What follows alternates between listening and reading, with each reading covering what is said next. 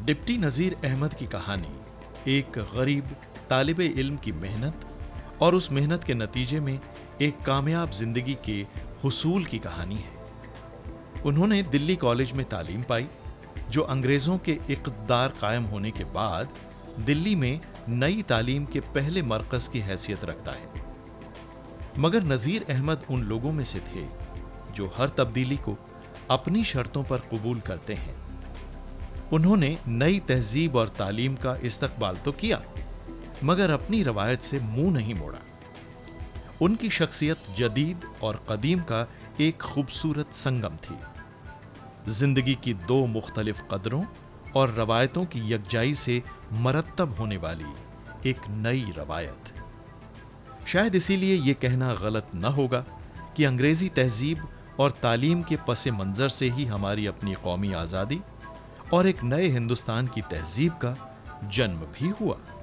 नज़ीर अहमद उर्दू के पहले नॉवेल निगार थे, पहले समाज सुधारकों में से थे, जदीद उलूम के पहले अलंबरदारों में थे।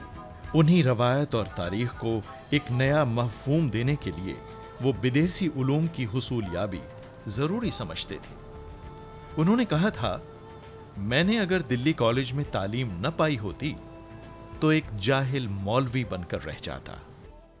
19वीं सदी की वो तमाम शख्सियतें सर सैयद समेत, यानी वो लोग जो उनके गिरद जमा हुए थे, नज़ीर अहमद, शिबली, हाली, मौलवी ज़काउल्लाह, मौलवी चिराग अली, मोहसिनुल मुल्क, वक़ारुल मुल्क, उन सब ने अपनी कौम में और अपने मुल्क में, कहना चाहिए माशरे में, एक नई ज़िंदगी की दागबेल डाली और उन्होंने ये कोशिश की कि हम उस ज़िंदगी को समझने की एक नई सतह पर कोशिश करें। माजी और हाल में एक समझौते की सूरत ये पैदा हो, जबकि वहाँ आवेदिश का सिलसिला जारी था, एक टकराव हो रहा था, तसादुम हो रहा था। तो ये इस लिहाज से बहुत अहम सदी है और यही वजह है शायद कि उस ज़माने की तहरीरों के तराजिम आजकल बहुत अंग्रेज़ी में और यानी हो रहे हैं, हिंदी में हो रहे हैं। तो और उन तमाम लोगों में जो ससेद के गिरद जमा थे, एक शख्स जो कहना चाहिए कि अपने इल्म और अपनी रंगारंगी और अपनी खिदमात की वसअत और अपनी कहना चाहिए कि गैर मामूली जसारत की बिना पर नुमाया हैसियत रखता है, वो डिप्टी नज़ीर अहमद है। नज़ीर अहमद को सोचिए कि उन्होंने इंडियन पेनल कोड का जो तर्जुमा किया था ताज़ीरात हिंद का, आज तक वही राइज है हमारे मुल्क में। उसी किताब की रोशनी में अंग्रेज़ों ने उनको ज़माने में डी.लिट की डिग्री दी थी। वो हमारे पहले नावल निगार कहे जाते हैं, मिरातुल उरूस। ज़ाहिर है कि उनकी किताब, गर्चे उससे पहले भी अब लोगों ने कहा कि नहीं पहला नावल ये नहीं, फ़लाँ है फ़लाँ, वो एक इल्मी बहस है, तहक़ीक़ी मुदरसाना बहस। इसी तरीक़े से नज़ीर अहमद ने जो खुतबात दिए हैं वो गैर मामूली।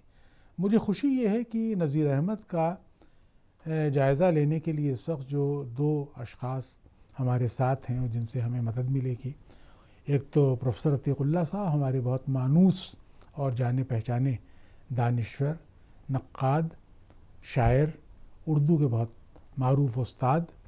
दूसरे प्रोफेसर शमसुल हक उस्मानी, जो मुहक्किक़ हैं, नाक़िद हैं, उस्ताद रहे हैं, अफ़साना निगार रहे हैं। और इस वक्त तो मतलब ये कि जो हिंदो पाक में बड़ा चर्चा है इनके जिस काम का, वो मंटो के कुल्लियात जो ये जिस तरीक़े से ऑक्सफोर्ड यूनिवर्सिटी प्रेस के लिए जिनकी तदवीन कर रहे हैं। हम अपनी गुफ्तगू आपसे शुरू करते हैं, और इसलिए कि आपने अपने मज़ामीन में और अपनी तहरीरों में ख़यालात से बहुत बहस की है। मुझे एक बात याद आती है अपने किसी उस्ताद की कि साहब, बड़ा ज़हन जो होता है या आला ज़हन होता है वो ख़यालात से दिलचस्पी रखता है, छोटा ज़हन अशख़ास से दिलचस्पी, वो लोगों की बातें करना चाहता है, बड़ा ज़हन ख़यालात से करना चाहता है।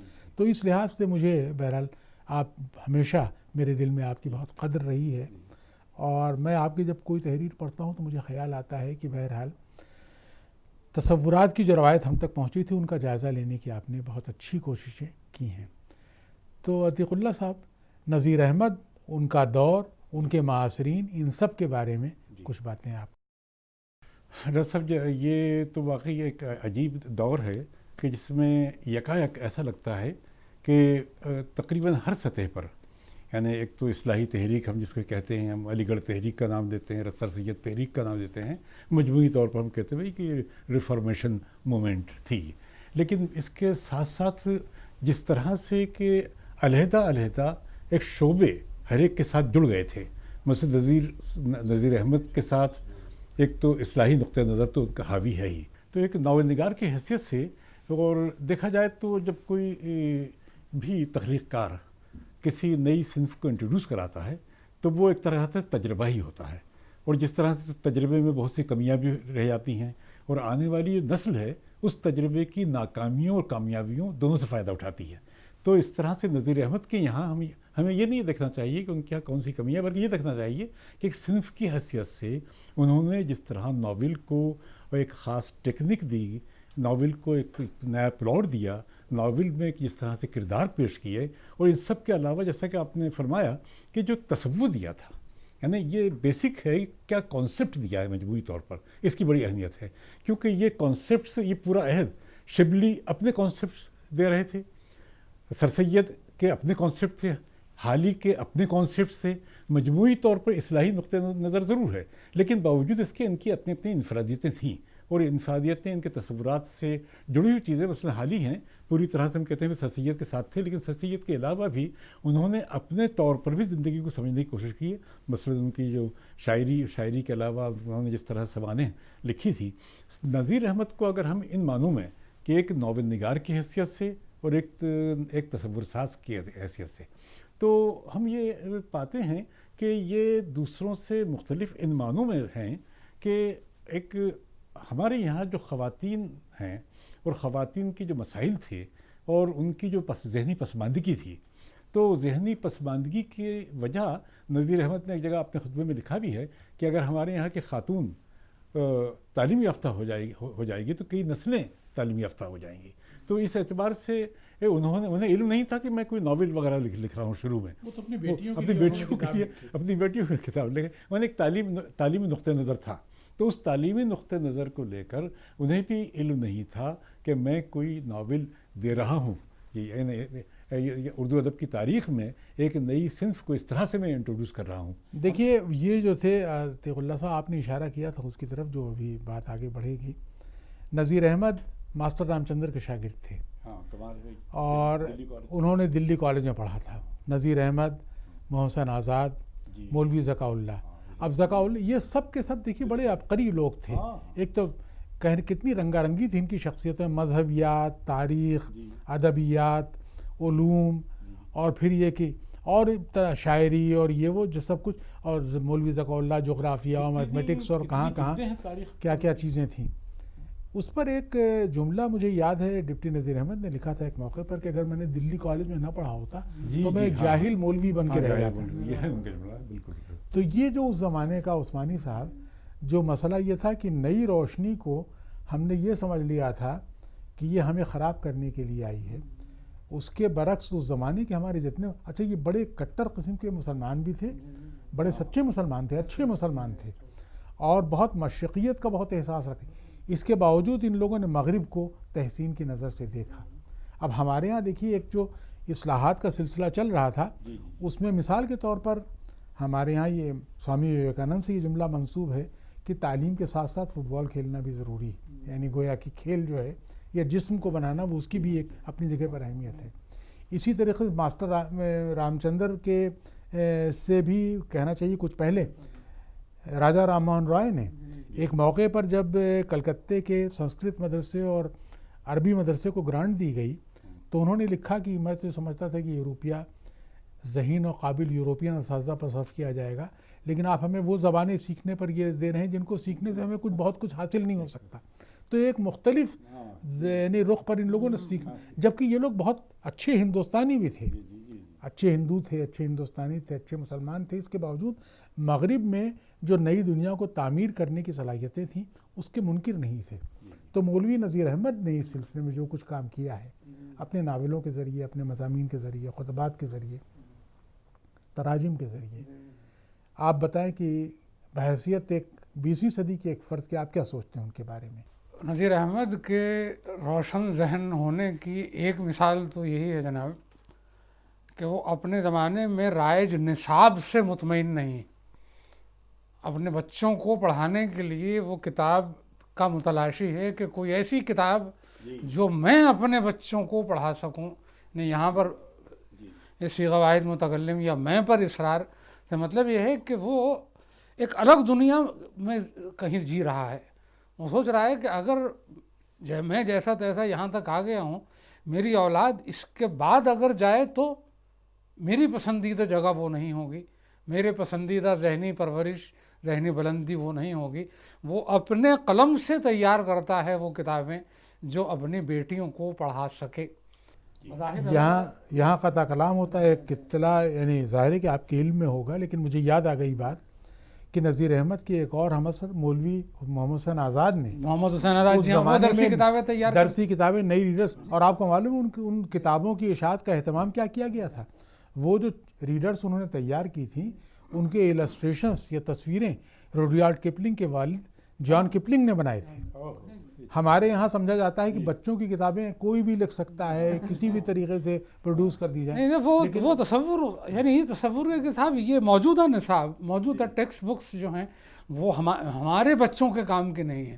ہم تو یہاں تک آ چکے ہیں یہ پڑھ کر, ہمارے بچوں کو ہم سے آگے جانا ہے تو ان کے لیے ایک کوئی نیا راستہ. عتیق اللہ صاحب, انتظار صاحب نے ایک بات کہی تھی جو مجھے کبھی کبھی خیال آتا ہے کہ شاید اس سے اتفاق نہیں کیا جا سکتا آسانی کے ساتھ. انہوں نے کہا تھا کہ ناول ایک بدیسی پودا تھا جو دیسی گملوں میں لا کے لگا دیا گیا. یعنی یہ کہ وہ قوم جس نے کتھا سرس ساگر, ورہت کتھا منجری, جاتک کہانیاں, پنچ تنتر, اور جو ظاہر مسلمان جب یہاں آئے تو وہ اپنے ساتھ الف لیلہ کی روایت لے کر کے آئے تھے اور یہ ساری چیزیں تھیں, تو وہاں پر وہ مغرب کو اپنا ماڈل بنا لینا اس کے کیا معنی تھے؟ کوئی ضرورت نہیں تھی. عینی آپا نے, قرۃ العین حیدر نے ایک ناول چھاپا تھا, آپ کو یاد ہوگا, دا اسٹوری آف اے ناچ گرل, ہے نا, نشتر کا ترجمہ, جس کو وہ پہلا ہندوستانی ناول کہتی ہیں. یعنی وہ لکھا گیا تھا 1799 عیسوی میں. 1799 عیسوی میں. امراؤ جانادہ چھپا ہے 1899 عیسوی میں. اور یہ اسٹوری آف اے ناچ گرل جو ہے, یہ کہانی جو ہے یہ 1799 میں یہ اردو میں ترجمہ کی گئی تھی فارسی سے. وہ کہتی ہیں پہلا ہندوستانی ناول ہے. ہمارے یہاں اس طرح کی تحقیق بھی ہوئی کہ ریاض دلربا منشی گمانی لال کی کتاب جو ہے وہ گویا کہ پہلی وہ ہے, پہلا ناول ہے. لیکن ظاہر اس کا بہت اچھا ایڈیشن پاکستان سے چھپا ہے, سلیم الرحمان کے نے ایڈٹ کیا ہے اسے. کیا یہ الزام واقعی صحیح ہے؟ مسئلہ یہ پیدا ہوتا ہے کہ ناول کے صنف میں جو گنجائش ہے اس میں کوئی اس کی حیت متعین نہیں, مقرر نہیں ہے کیسی ہو, اس کی کوئی بھی شکل ہو سکتی ہے. مسئلہ تو یہ ہے کہ وہ کانٹینٹ اس کا جو کچھ ہے وہ کیا ہے, وہی چیز اس کو ایک الگ معنی دیتی ہے. آپ چونکہ مغرب و مشرق کی ادبی روایت پر یکساں طور پر نظر رکھتے ہیں, اس مسئلے پر ذرا آپ روشنی ڈالیں. ڈاکٹر صاحب, جتنی بھی اصناف ہمارے یہاں 19ویں صدی کے اواخر میں انٹروڈیوس ہوئی تھیں, جو باہر سے آئی تھیں, یہ کہا جاتا ہے کہ باہر سے آئی ہیں, تو وہ اپنے کنٹینٹ ہی کے اعتبار سے ان کی اہمیت ہے. افسانے کا کوئی خاص حیت نہیں ہے, نظم کی کوئی خاص حیت اور کوئی ساخت نہیں ہے.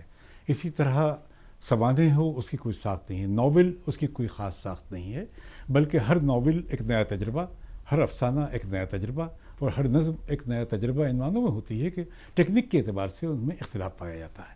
اب اس اعتبار سے اگر ہم یہی کہیں تو بھی وہاں جب اس میں جب 16ویں صدی میں اور 17ویں صدی میں ڈیکیمرون کا ناول نہیں بلکہ وہ بوکیشو کی وہ ایک طرح سے رومانس ہے. تو جو رومانسز لکھے گئے تھے وہ ان رومانسز کو, اور ہمارے یہاں کی جو رومانسز ہیں جن کو میں رومان پارا کہتا ہوں, تو یہ جو رومان پارے ہیں, یا الف لیلہ کی داستان ہے, یا ہمارے یہاں کتھا سرس ساگر ہے, تو ان کے یہاں جو پھیلاؤ ہے وہ اس قدر وسیع تر ہے کہ اسے ایک باندھنا اور حد بندی قائم کرنا بڑا مشکل کام ہے. لیکن ہر عہد کے کچھ تقاضے ہوتے ہیں. تو یہ کہا جاتا ہے کہ جب یہ صنعتی انقلاب آ گیا اور جب نثر ایک طرح سے قائم ہو گئی, تو اس کے بعد کہیں ناول وجود میں آیا. یعنی ہمارے عہد جدید کا رزمیہ جسے کہا گیا, تو عہد جدید کا ایپک جو نیا ایپک کہا گیا, تو ایپک انہی معنوں میں کہا گیا کہ یہ اس میں وہ جو فوق الفطری عناصر تھے اور تخیل کی جو ایک بلند پروازی تھی, اور کسی بھی طرح اس میں کسی ایک طرح سے ایک ساخت میں اسے باندھا نہیں گیا تھا, جس میں ایک جمالیاتی تنظیم جسے کہہ سکتے ہیں. تو جمالیاتی تنظیم کے طور پر اگر ہم دیکھیں تو ناول میں چونکہ ایک پلاٹ ہوتا ہے, ناول میں چونکہ ایک خاص تصور زندگی اگر ہم زمان و مکان کی بات کریں تو ظاہر ہے کہ یہ تمام داستانیں ہیں، ان میں زمان و مکان کا تعین کرنا بہت مشکل ہے. ہم نہیں، تہذیبی لیکن کیا نظیر احمد کی جو کوششیں ہیں ناول کے نام پر، تو اس اعتبار سے وہ جو ہیں وہ کیا اپنی روایت سے مکمل انحراف ہیں؟ ایسا ہمارے یہاں ایز سچ ناول کا کوئی تصور تھا نہیں، اور کہانی در کہانی کا ایک تصور تھا، وہ ڈھیلا ڈھالا پلاٹ کا تصور تھا. لیکن ناول نے اسے ایک حد بندی میں قائم کر کے ہمارے عہد کے اندر کے جو مسائل ہیں، جو تصادمات ہیں، اور جو ایک طرح سے داخلی اور بیرونی زندگی کے درمیان جو ناآہنگی ہے، اسے کس طرح سے پیش کیا جائے. تو ناول نے یہ تصور دیا کہ ہم اپنے عہد کو کس طرح سے، جس طرح سے دیکھ رہے ہیں، اور جس طرح سے ہم انسان فہمی سے انسان کو سمجھ رہے ہیں، انسان کو دیکھ رہے ہیں، تو یہ کریکٹرائزیشن ظاہر ہے کہ پہلے جو اسکیچز لکھے جاتے تھے اس میں تو تھے. ایک سوال اور دیکھیے پیدا ہوتا ہے اسی موقع پر کہ جیسا آپ نے کہا کہ ناول کے لیے کردار بہت اہم چیز ہوتے ہیں. نذیر احمد کے کچھ کردار ہمیں ہمیشہ یاد آتے ہیں. مرزا ظاہردار بیگ کا کردار، جس کے گھر میں کچھ نہیں ہے لیکن اس کی ہزار بند سے ایک کنجیوں کا ایک بہت بڑا سا گچھا لٹکتا رہتا ہے کہ معلوم ہر طرف تالے بند ہیں اور پتہ نہیں کون سے خزانے اس کے یہاں چھپے ہوئے ہیں. اور ہر وقت مطلب اس کی کہنا چاہیے کہ وہ جب اچانک کوئی مہمان پہنچتا ہے تو کچھ کھلانے کے لیے بھنے ہوئے چنے لے آتا ہے اور اس کی تعریف میں زمین و آسمان کے قلعہ میں ملا دیتا ہے. اور بھی کردار ان کے نذیر احمد کے یہاں بڑے دلچسپ کردار سامنے آتے ہیں. خود ان کے میراث العروس میں جو اصغری اور اکبری کا کردار ہے، اس کے بارے میں فتح محمد ملک نے، عثمانی صاحب آپ کو یاد ہوگا مضمون، ایک مضمون کا عنوان تھا ایک تمیزدار بہو کی بدتمیزی. تمیزدار بہو جو اپنے شوہر کو یہ بتاتی ہے کہ تم جاؤ اور ذرا حکام رسی حاصل کرو، لوگوں کو خوش کرنے کی کوشش کرو اور یہ سب کرو. کچھ آپ بتائیں کہ یہ نذیر احمد کے کرداروں پر تو آپ کی نظر ہوگی ہے کہ یہ یعنی گویا کہ وہ دنیا داری سکھا رہے ہیں. اس کے خلاف وہ لوگ مغرب کے خلاف، بلکہ مغرب اس لیے نہیں تھے کہ کوئی صنف مغرب سے آئی ہے اس کی مخالفت کرنی، بلکہ لوگوں کا اعتراض جو تھا وہ یہ تھا کہ وہ مغربی اقدار کا پرچار کر رہے ہیں گویا کہ وہاں پر. نہیں، مغربی اقدار کے پرچار کی جگہ اگر ہم یوں سوچنے لگیں کہ اس زمانے کے مردوں کو بھی فعال زندگی بسر کرنے کا ایک سبق، ایک باعمل زندگی بسر کرنے کی کا ایک اشارہ دے رہا ہے وہ. اور تمیزدار بہو کے توسط سے نہیں کہ وہ عورت اتنی ذہنی طور پر اتنی بیدار ہے کہ وہ جانتی ہے کہ اس کی بے عملی یا اس کے گھر بیٹھے رہنے سے یہ معاملہ بگڑ جائے گا یا اس کے لیے یہ دروازے نہیں کھلیں گے. ایک مولانا ڈپٹی کلکٹر ہونے کے بعد جب دنیا کو دیکھتا ہے، اور اس سے پہلے محکمہ تعلیمات میں کام کر چکا ہے، وہ خود تعلیم سے وابستہ ہے، بچوں کے لیے کتابیں لکھ رہا ہے، وہ شخص جب ناول لکھ رہا ہے تو توبۃ النصوص سے پھر ابن الوقت تک، ایامہ اور محسنات تک آتا ہے. محسنات میں مطلب ایک وقت میں 2 شادیاں کرنے، کسی مرد کے 2 شادیاں کرنا.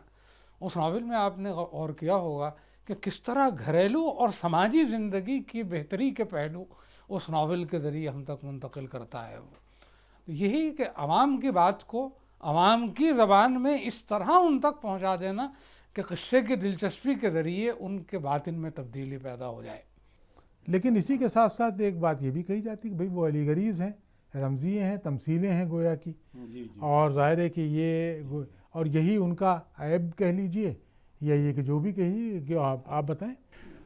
دراصل کوئی بھی نئی صنف، جیسا کہ آپ نے پہلے فرمایا تھا کہ اس میں تو کوئی شک نہیں کہ ناول ایک حیت کے لحاظ سے وہ ایک نئی صنف تھی، جس سے ہمارے جو ناول نگار سے، ابتدائی ناول نگار سے، وہ تھوڑی بہت اس کا علم رکھتے تھے. لیکن ہمارے یہاں کی جو روایت تھی، اس روایت میں ایلیگریکل ایلیمنٹ اکثر جیسے سبرس وغیرہ سے لے کر اور خود نذیر احمد خط تقدیر وغیرہ جو ہیں یہ ایلیگریکل ٹائپ کے ناولس تھے. تو یہ ایلیگریکل ایلیمنٹ جو ہے یہ ایک تخلیق کے ساتھ جڑا ہوا ایلیمنٹ تھا اور اسے اس سے علیحدہ نہیں کیا جا سکتا. اور اسی معنی میں یہ کہا جاتا ہے کہ یہ تو ایلیگری کا وجہ یہ تھی کہ ایلیگری یوں پیدا ہوئی کہ انسان کی ایک تقدیر ہے اور وہ تقدیر جو ہے وہ اس کے اختیار میں نہیں ہے، وہ متعین ہے. اس لیے ایلیگریکل کیریکٹر متعین کیریکٹرز ہیں. ان میں تبدیلیاں واقع نہیں ہو سکتی. اور ظاہر ہے کہ ناول کا آرٹ تو وہ آرٹ ہے کہ جس میں آپ زندگی جس طرح سے بدلتی ہے تبدیل ہوتی ہے اسی طرح سے ناول میں پیش ہونا چاہیے. ایک خاص صورت میں نذیر احمد اور پھر سرشار نے اور پھر رسوا نے اس طرح سے پیش کیا ہے. اس سے ناول کی ہماری تاریخ کو ایک بہت بڑی منزل کا تعین کر دیا انہوں نے. اصل میں لکھنے والوں کی ایک قسم وہ ہوتی ہے جسے صرف ادبی معیاروں پر جانچنا شاید کافی نہیں ہوتا. تو وہ زمانہ سارے لکھنے والوں کے لیے، نذیر احمد ان کے تمام رفقا کے لیے وہ زمانہ ایک عجیب و غریب آویزش کا، کنٹرڈکشنز کا، تضادات کا زمانہ تھا. کھینچتان جاری تھی نئے اور پرانے میں، مغرب اور مشرق میں. ایسی صورت میں ان لوگوں نے ایک نئے تصور حیات کی تلاش بھی وہ کر رہے تھے، بلکہ ایک نئے معاشرے کی تعمیر کرنا چاہتے تھے. تو نذیر احمد نے بہرحال اس میں ایک غیر معمولی رول ادا کیا ہے، اور یہی وجہ ہے کہ نذیر احمد کی تحریروں سے دلچسپی ادھر بہت بڑی ہے. ان کے ناولوں کی، ان کے کتابوں کی سوسیولوجیکل اسٹڈی، ہسٹوریکل اسٹڈی، تاریخی مطالعہ، یہ ساری چیزیں، کلچرل اسٹڈی، ثقافتی مطالعہ، یہ سب. مجھے تو خیال آتا ہے کہ بھئی دلی میں کھاری باولی کی گنجان شور مچاتی ہوئی بستی جو اس کے علاقے کی ایک گلی میں 2 حویلیاں، مجھے کئی بار وہاں جانے کا اتفاق ہے نذیر احمد صاحب کے گھر پر، اور میں نے وہ دیکھا دونوں حویلیاں. رئیس آدمی تھے، اور کیا ان حویلیوں کی قیمت رہی ہوگی. ان کی اولاد نے تو اب کوشش کی کہ وہ فلیٹس میں چلے جائیں، تو چنانچہ وہاں ختم ہو گیا. لیکن چلیے، انہوں نے دنیاوی اعتبار سے جو کچھ بنایا اس کو کتنا قبول کیا ہے کتنا نہیں، لیکن اس میں کوئی شک نہیں نذیر احمد نے جو فکر کی روایت، اقدار کی کا جو نظام ہمارے لیے چھوڑا ہے اپنی یادگار، اس کی اہمیت ہر زمانے میں رہے گی.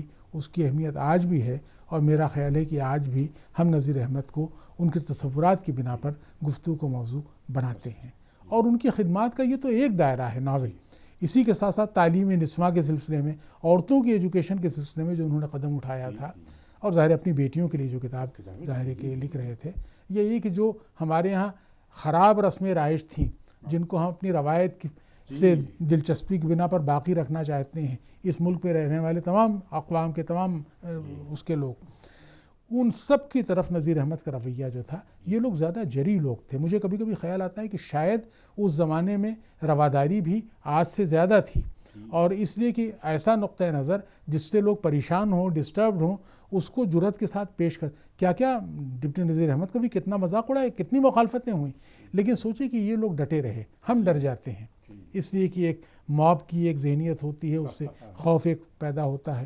تو نذیر احمد کا جو کام ہے وہ واقعی غیر معمولی ہے، اور اسی لیے اس پر گفتگو کا سلسلہ جاری رہنا چاہیے. آج جتنی باتیں ہو گئیں اس سے زیادہ کی گنجائش نہیں تھی. اس کے لیے آپ دونوں کا بہت بہت شکریہ.